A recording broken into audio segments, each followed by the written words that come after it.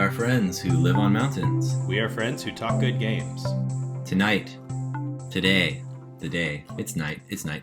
We're going to talk about one of my favorite things that will never happen, and that is if somebody out there in the world decided to turn Final Fantasy VI into a TV miniseries, and we decided to cast that. Matthew and I decided to just go ahead and cast that ourselves because we have some free time, it turns out. But before that, Matthew, what are you playing right now? Believe it or not, I am playing Animal Crossing New Horizons. Wahoo! Yeah, it's pretty nice. I've maybe only played it for 2 or 3 hours. I have like a fishing net, and that's not right. I have a fishing pole and a butterfly net, and I clearly can't keep them straight. So that's the level of experience that I have right now. Yeah, one thing that's always kind of bothered me about Animal Crossing is that you can't use your net to catch fish. Even if you walk right up to a shadow and net it, yep, you will not catch a fish. I'm actually going to hijack a little bit of short topic time today to ask you, how the fuck do I progress? How do I how do I dig up some iron? How do I chop down a tree? Because basically right now, like, Tom Nook will sell me how to make a slingshot, and and I'm kind of I'm at a loss. Frankly, I've gone into the game 3 times in a row, looked around, shaken a tree, asked him what's going on, and then gone back to my cot for a nap. Yeah, so you can actually hit rocks with your shovel or an axe that you've created for yourself, and pieces of ore and stone will come out of those rocks. Neat. So that's how you get iron. I don't know why it didn't occur to me to go around smacking rocks. That's not sarcasm. That's something I would do in games. Like, I guess I'm getting older. So you can do that.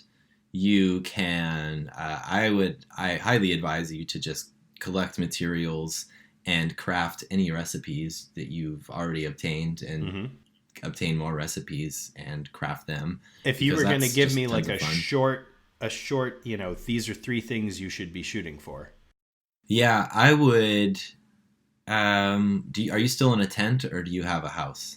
I have a tent. Okay, I would do whatever the things that he asks you to do. Nook asks you to do. In order to turn your tent into a home. Do you know what? Not only am I in a tent, I'm experiencing a feeling that I never experienced in Stardew Valley, and that is the feeling of falling behind, because I'm in a tent, but I got the game like 10 days ago or so. So the other people on my island have like log cabins or something nice. And I'm just a guy in a tent, and I feel kind of weird about it actually now. They're a little patronizing at this point. They do that. I think the character. Yeah, I noticed that they will. They'll patronize the hell out of you sometimes. Yeah. Well, who's on your island? What are the characters? The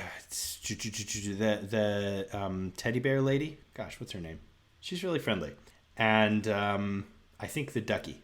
There's a duck. Nice. Yeah. The two that came with me, I should say, when I moved to my desert island was a phoenix named Phoebe. Whoa. Yeah, I guess she looks kind of like an ostrich with like phoenix coloring, and a rooster named Goose. That's pretty cool, because Goose is gonna die and not come back. And the phoenix, Phoebe, I guess all her stuff is gonna burn down and she's just gonna rebuild it.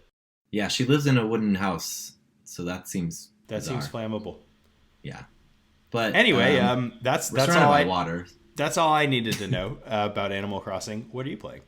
I'm also playing Animal Crossing, as well as I've taken breaks to play the Final Fantasy VII remake, which I'm in. It's good, and I'm not sure that I love it as much as the people who. I gotta be honest, it kind of feels like Final Fantasy VII, but just a bunch of side quests. What do you mean? Well, so like this, the remake, this edition only covers up to the point where the team leaves Midgar for the first time. So what would normally take you like, I don't know, 3 to 4-ish hours or something, like in the full Final Fantasy VII on PlayStation, is they turned that into a full game. This is a deep ass multi-volume remake? Yeah. I had no idea. I Yeah. thought it was like a remaster with some extra content and nice video. Oh no, yeah, no, it's a full on. Wow. Yeah. I'm a little scared of that. Yeah, so they just basically taken everything and made it like way more longer in detail, like escaping the bomb, like the Mako reactors, like after the bombing missions, like is no longer just a cutscene of your guys running to a train. It's like 2 hours of escaping a heavily armed, Oh boy, like military center or whatever the word I'm trying to think of is. If these were the old days, getting away on the bike would be a whole disc. I know it's weird to think that like getting away on the bike. Actually, I've already had a motorcycle. They also just added stuff like at completely random. So I've already had a motorcycle scene for a mission that didn't exist in the original. Have you run a flower store? Yeah. Someone really should be like selling flowers as a mini game. So, well, actually, one of the like main story missions I had to do, not a mini game, was help Eris pick flowers to deliver to an orphanage. Holy moly! Yeah, there's a lot there. I can't say that I'm that interested in it. No, that's the stuff that's kind of like bumming me out. I'm like, man, I really want to get into like the meat of this, but I know that like the meat of this is going to end like just as the game like originally got super interesting the first time around, because leaving Midgar was like, holy crap, there's still a whole world out here. Like I just spent 4 hours in the city, and now I realize that like it's like there's an entire like world map to visit. If they begin the second game with 2 hours in Cosmo Canyon playing that tower defense minigame, I'm up for that. I will join in at that point. That would be interesting. I'm really curious what they're going to do, actually, because like you're going to spend this entire game learning magic, mastering materia, getting weapons, leveling up. So what happens at the beginning of Disc 2? Like, does this stuff transfer over and the enemies are just harder? I would hope so. Or are they going to implement some sort of like your team got amnesia on the way outside of Midgar and now they're level 1 again? If they did, they would have to do it 5 times. Yeah, until you got to the end of this game, which would be just terrifying. Yeah, I want to have Cloud be like level 500 by the time I get to the final battle with Sephiroth. Yep. And I want it to like actually mean something. Anyway, wow, that was more than I planned on talking about Final Fantasy 7. But yeah, that's where we are. Final Fantasy 7. So let's just subtract 1. Hey, now we're talking. Yeah. So okay, yes, Final Fantasy 6, the TV miniseries. Also, bonus question: would you just call it Final Fantasy 6? If it was a made-for-television series, or would you give it a cool name? Like, you know how like Game of Thrones, the television series was, the books were not called Game of Thrones. No, it was called, it was just called George R.R. Martin Goes to a Brothel. No, so what would you call? I wouldn't retitle it because nothing is jumping out at me that suits the entire scope of the story. And every time that someone has tried to package something as the quintessential Final Fantasy outside the main series, like if you just call it Final Fantasy, it's been terrible. And I don't want to be part of that curse. So I think I would just call it Final Fantasy 6 and let it be what it is. Let it ride. I would be tempted to call it Final Fantasy Balance and Ruin. That's pretty good. For the world of Balance and World of Ruin. I would accept Balance and Ruin. I would accept a show called Balance and Ruin. Yeah. Yep. So anyway, cool. So let's just say, okay, we decided to cast this. We've already kind of done that, but we should just go through these and debate whether we still think they were good casting decisions or not. What do you think? Yeah, I think that's reasonable. So I mean, we can even have alternates. So let's just get right to it. Who would you cast for Terra? I can't remember who I originally pegged for this, but I know that you casted Aquafina. Which I was pretty happy about that. I'll defend that choice. It's not for her comedy stuff. It's for her role in the movie called Don't Tell Her, or I think it's called The Farewell in English. Farewell. Yeah.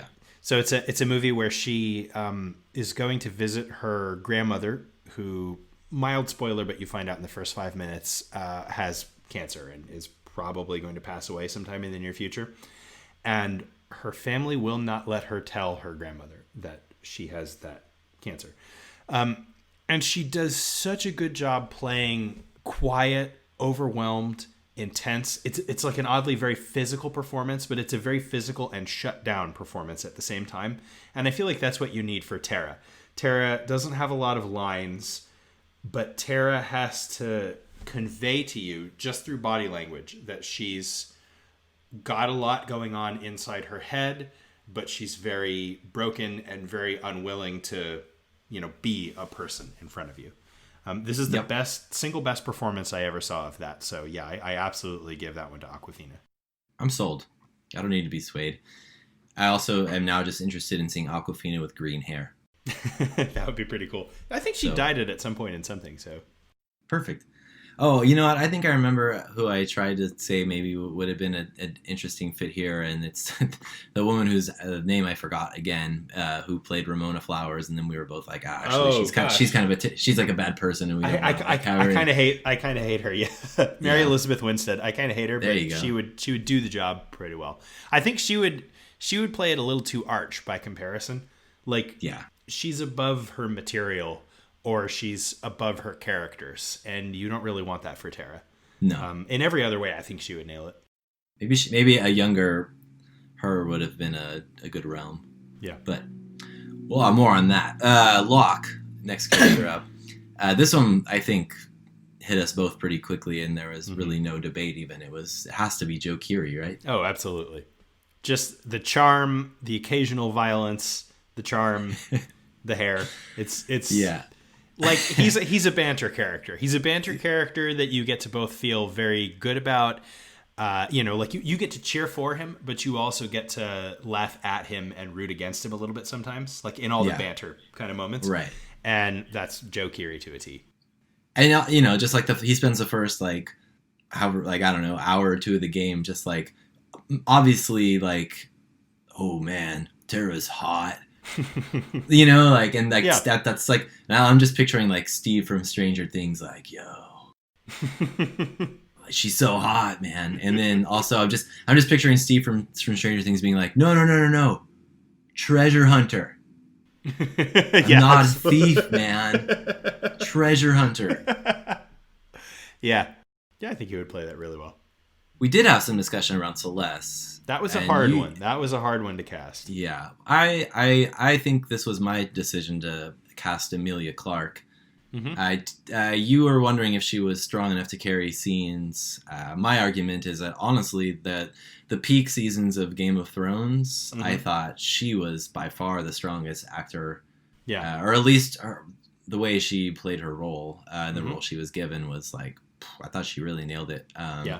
I can totally see her carrying the anger, and I've seen her in stuff like Me Before You, where I know that she can carry comedy, which you don't really particularly need for Celeste, but it shows range. Can she carry the bleakness at the beginning of the World of Ruin?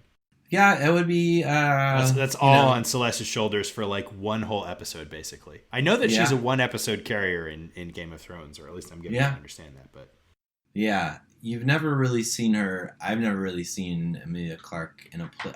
You know what, man? She was pretty bleak in Solo.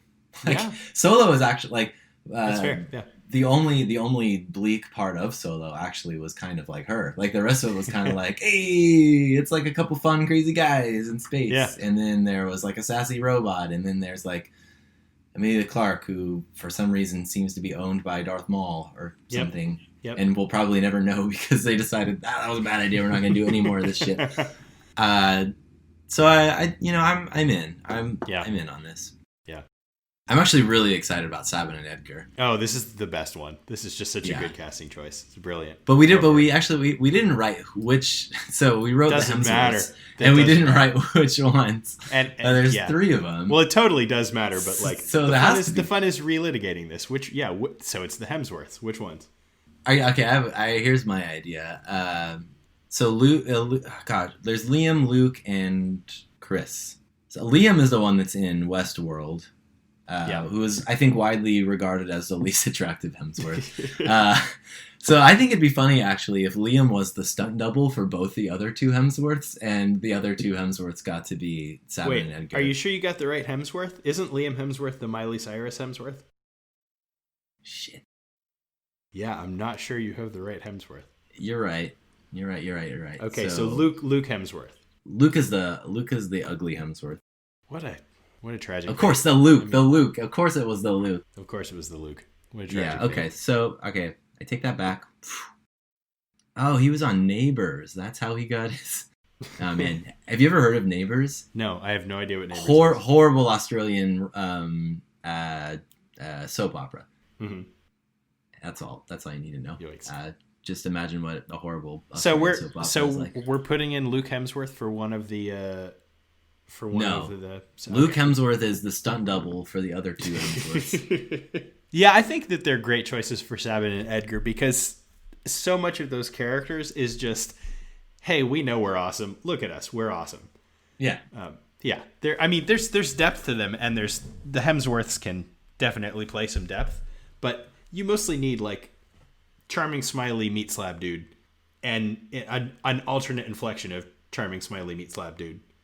Like, basically, one of them needs to play smarter off of the other, and one of them needs to play meaner. So does Chris Hemsworth get to play Sabin? Like, has he earned that, or... I know, it's the difficult... The problem... Okay, here's the problem.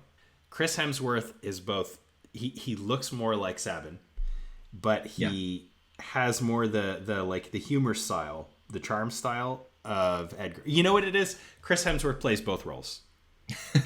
Just we don't need other Hemsworths. We just body double Chris. We are not body double. We like twin him into two roles. Yeah. Yeah, he puts on a wig for Edgar and awkward digital high five. Yeah. You know, the two of them don't spend that much time together unless you like once the whole team is back together, you can like make them a party again, but but they get separated and they kind of come back together and they get separated again, so it wouldn't be that. I mean, if you're gonna sort of play with the audience expectation, you could really sort of just slightly tweak the story to have the other characters a little bit off put by that, like seeing them in the same room, and then finally at the end they're like, yeah, there's two of us. Okay, I'm in. Chris Hemsworth. Yeah. So Cyan was a hard casting choice for us. Yeah, especially because you thought Cyan was black. Yes, I did, and I still do. I'm so confused that he's Asian and not black. Cyan, a very obvious Asian samurai character. It's just it's the way, it's the art style. I forget his name, but the Final Fantasy artist draws everyone with no color. They all look like vampires, like blood drained out of their face. And he just he looks to me like that guy's conception of a black samurai. Like, you've drained all the color from him, but he basically still, looks like black samurai. Yeah, I'm going to not agree with you, but that's fine. Even beyond that, this was a hard casting choice. Yes. Eventually we landed on Lin Yo Wei. I recommended him for his role as the military school leader in a Chinese show called Arsenal Military Academy. He looks the part. He's got a very clipped and precise style. He's got a kind of, not exactly an innocence about him, but like that same Hank Hill thing where like you could trip him up by being rude or inappropriate or anything like that. The kind of prissy, a little bit prissy, basically.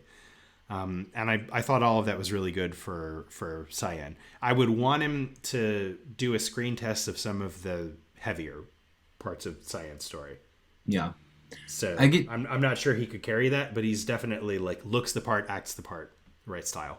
I've got an alternate for you if you're interested in it. So Cyan, at the time of the story, is he's meant to be 50 years old. Mm-hmm. Just so happens there is a very recently Academy Award-winning 50-year-old Asian filmmaker who appears in all of his own movies named Bong Joon-ho, who I would be, based on Snowpiercer, I would be interested in seeing him as Cyan. I would be very okay with that. I quite liked Snowpiercer. Who was he in Snowpiercer? He he was the drugged up guy who made bombs, which is very much not Simon. God, yes. But just I meant more for like the way he looked in that movie made me think like if he was wearing samurai armor, he would kind of look like Cyan. I could see him do it. I could see him carrying it. This is a super stereotypical choice, but I'm also going to offer Keanu Reeves for the oh God, the painful humanity of it. No, oh man, that hurts. That hurts. Cyan's my favorite character. I think he would carry it fine. I think he's a very underrated actor. I don't think he has a Bushido. I don't think he has a lot of range, but I think he has a lot of humanity. He's basically always playing the same guy, but I'm okay with that guy. No, I'll accept Bong Joon-ho. I'm good with either him or we'll have them. We'll bring them both in for a casting. You almost, and now I'm gonna add Lin-Manuel Miranda. Oh, looks the right part. Kind of has the hair. Yeah, actually, kind of has the face. And for the first time in our lives, we'd get to see what the Siege of Doma was like if it were a musical. I'm very okay with that. I have no problem with that. So Cyan we're gonna say Cyan is unresolved. That's a competitive category. Yeah, I would love to see a musical Siege of Doma with the with the actor we've chosen to play Kefka, but we'll get to that probably in a little bit because that would actually be entertaining as all hell. When we get to our side project, making this into a musical. Like Final Fantasy to do a musical, Lin-Manuel Miranda is definitely going to be a part of that and definitely going to be playing Cyan. Yes. This was actually a really fun one. Setzer is the next one up. So this is also kind of based on Solo. I think that you are trying to create a Solo reunion inside of this, and I'm basically okay with that. I am. There's a lot of Star Wars going on here. So Setzer, we decided we want Donald Glover to play this role. I'm perfectly more than 100% on board with that. If that's something that you can be, I'm very on board with that. I think that the kind of the brash smiley style is perfect for Setzer. Yeah. There's just not even really much more to say about that. He's just If you thought Lando Calrissian was the role he was born to play, just wait till you see him as Setzer Gabiani. That's all. Yep. This was fun too. Leo. Yeah. Not something that I think everyone would have worried about casting, but no. But as we've talked about before in the podcast, we sort of seem to care about him a lot as a character. People, I think most fans of the game care about General Leo. So, in our first episode, we talked about him being a very understandable character once you hit middle age if you're working a fancy job, because sometimes that you're kind of part of the bad guys and you're uncomfortable with it and you have your limits, but you have to live within that structure. And so Leo is this very compelling character. For those reasons, I chose Mahershala Ali, not for his recent work, but for playing that style in early seasons of House of Cards, when House of Cards was still a thing and still a good thing. Yeah. That's my favorite. That's my favorite work of his so far. Yeah. I did, actually, I really liked his character in the first season of Luke Cage. He does not return in the second season. I won't spoil anything, but he does not make a return. I don't know if that spoiled anything or not, but I liked him in that as well. But yeah, I think this, he's such a strong actor, and I think we were also talking about how the world of Final Fantasy is not very diverse, and it should probably be more diverse. It should probably be. Yeah. Mahershala Ali. Mahershala Ali. Cool. Perfect. More Star Wars. So Shadow. Not my favorite character in Final Fantasy. I think he's an overrated character. I like your casting choice here. Diego Luna. So he is the character, he plays the character Cassian in Star Wars Rogue One, who he is a kind of a do whatever it takes for the rebellion kind of guy.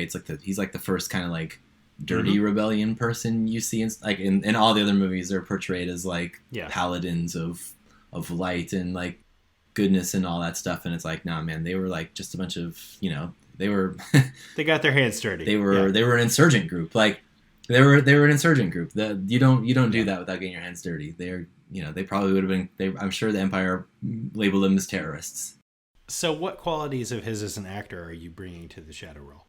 I think Diego Luna was what he's good at is kind of being a troubled guy with a deep and buried past, and that's exactly what Shadow is. He's a guy who doesn't really want to talk about it. He'll freely admit that he'll do pretty much anything for money. That's fair. Yeah.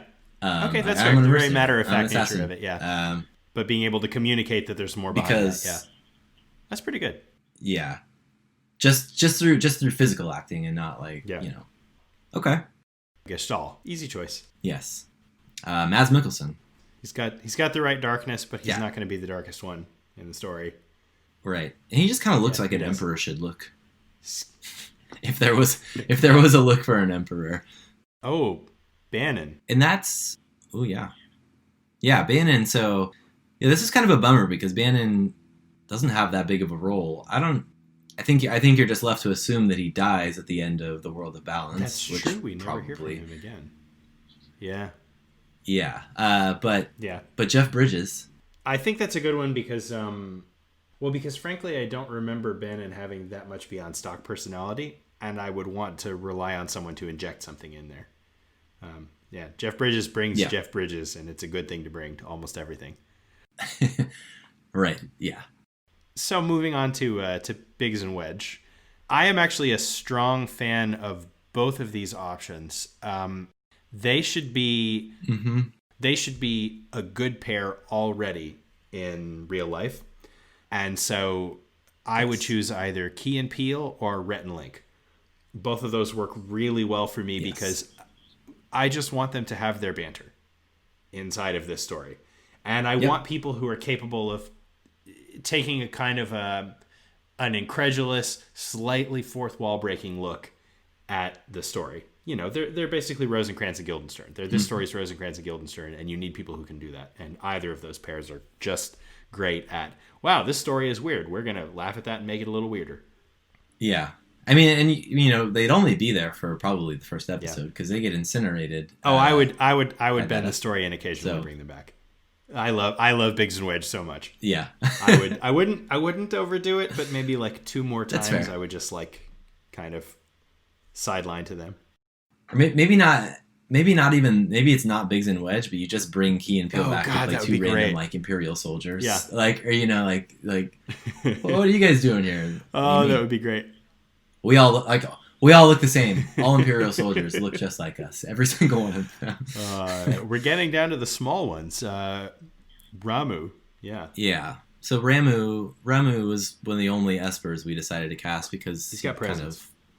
It'd be fun. I really just wanted Werner Herzog to This reminds me. I just wanted don't we get a fairly extended look at Tara's parents in the Esper world? You do, yeah, and we didn't cast them. Who they gonna be? We probably should have. I don't know. The reason I wanted Werner Herzog for Ramu is because he's one of the only really human looking. He looks like just a human old man, and I just kind of wanted Werner Herzog to be like, "You will take my power because I have given it to you," or something like that.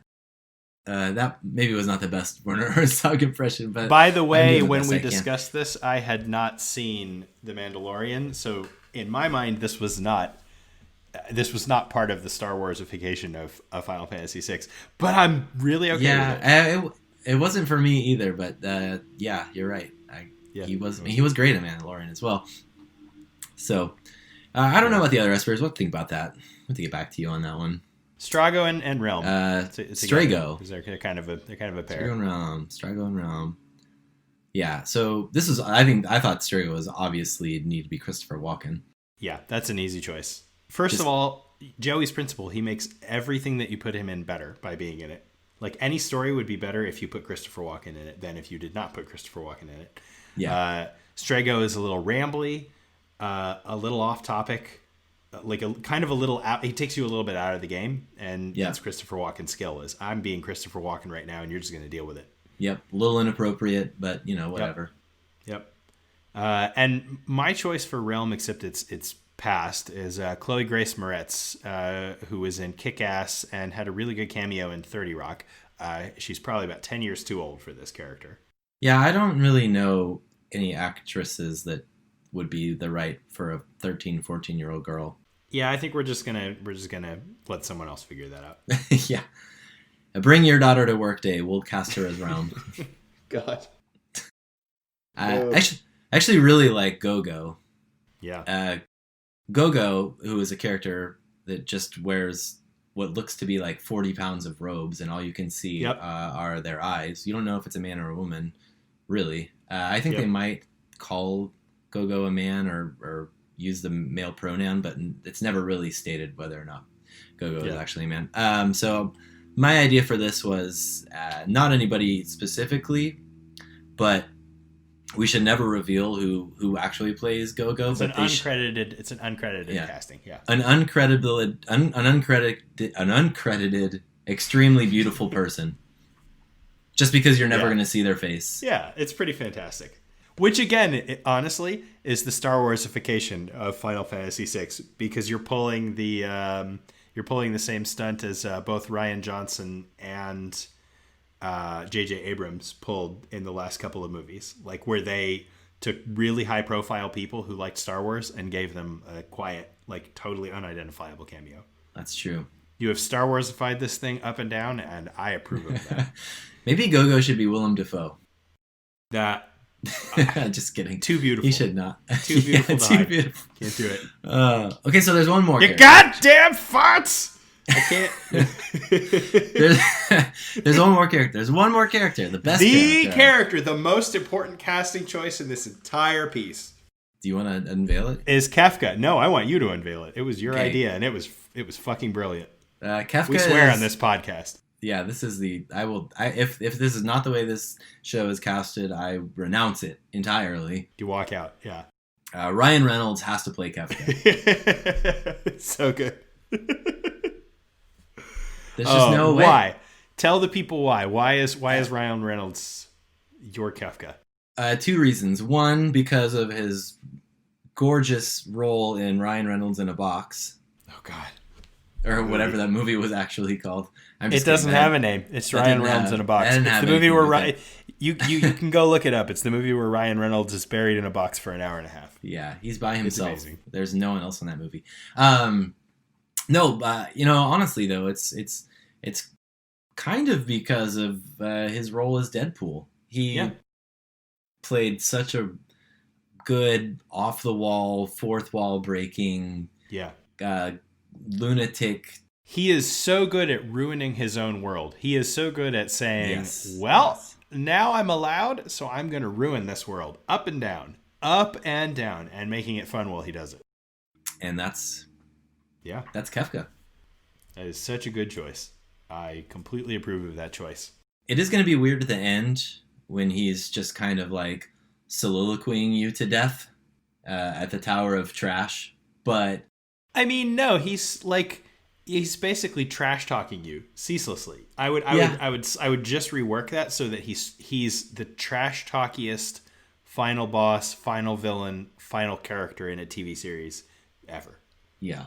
And he will go out to the last, I don't know if you ever saw it, but one of the Pink Panther movies had Inspector Clouseau's originally boss, later turned nemesis, Chief Inspector Dreyfus, destroy the world, fail to destroy the world, go mad, and then disappear slowly till he had one twitching eye left.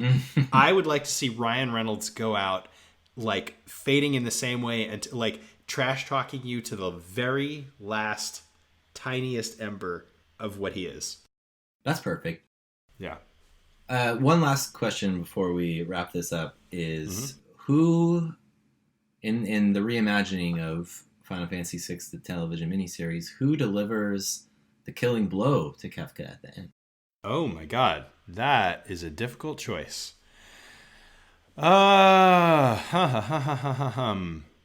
It's trite, but I think that you have to choreograph a team effort. You have to give a lot of people an assist. Yeah. And you This is an ensemble background show. the killing. Yeah, you background the killing blow. You try to make it like 2 or 3 people, all of whom were assisted by 2 or 3 other people. Yeah. Yeah. It's like Sabin and Cyan like hold him down, and then like Yeah. 3 other people like cast a dispelling. No, you know what? It's Tara. It's got to be Tara.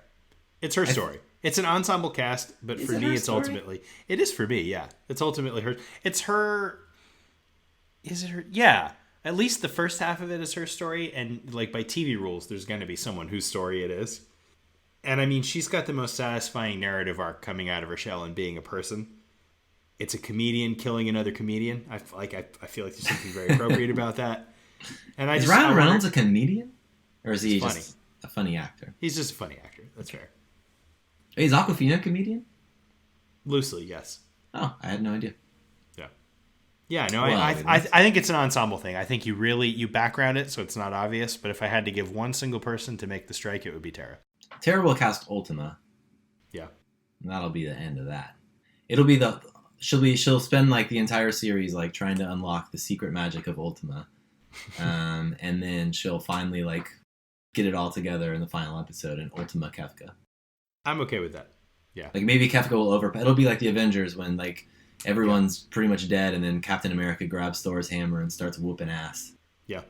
I'm very okay with that. All right, we've cast our miniseries. All right. Well, thank you for hanging out with us. Yeah, we have been the friends who live on mountains. We are the friends who talk TV. All right, bye. Adios.